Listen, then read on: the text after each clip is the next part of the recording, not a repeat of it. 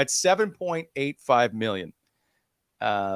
Would you re-sign Alex DeBrincat for that money if you could, compared to the $9 million qualifying offer? So I want to just set the table here. No, wait. Are you bringing up Cole Caulfield? No. Okay. After this year, regardless, if you take him to ARB, he's a complete free agent, right? Correct. If it's only a 1 year deal. If you take him to ARB and force him to play for that, he is going to play out this year and see you later. So yeah, if that's your goal, like, he's gone. But if you can get him for 1 year, he's got a foot out the door immediately. See you later. Sure, I don't argue that, but I'm just saying, if you can get him for 1 year, hope he puts up the numbers and trade him at the deadline.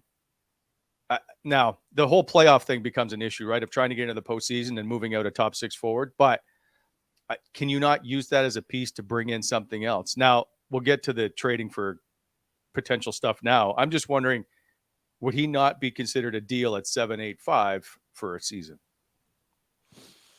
What do you think, Bob? I need to digest this for a sec. At 7.85, for a year, yes. Yes, I would, if I'm, they're going to be a cap team soon. Maybe as early as next year, but at 7.85, you got a guy that that could go off for 35 to 40 goals, that does settle things down on the power play on that side, that does enter the zone well and create space. He does a lot and he's got a shot that not many of the other players have on the team. He does do a lot of good things. At 7.85, I don't like it for a long term. I like it for a year because you have the asset and you can do something with the asset, whether that becomes a trade piece or you just hold on to him because he's enjoying a great year and you make the playoffs, and then you really come to him and say, look what we've built. Take a little less off that top 7.85 and stay here long term. So I'd be comfortable with that. But if you do that 7.85 at ARB, he's gone. He's gone. Yes. So here's the thing: if Ottawa should have a good year this year, so if you do the ARB thing and you take him for 7.85, and by the time it's time to trade him, why would you trade somebody when the team is doing well and disrupt everything? This is the problem with it. It's a game of chicken, and the player holds all the power. And Ottawa's seen too many players walk out the door for nothing in the past.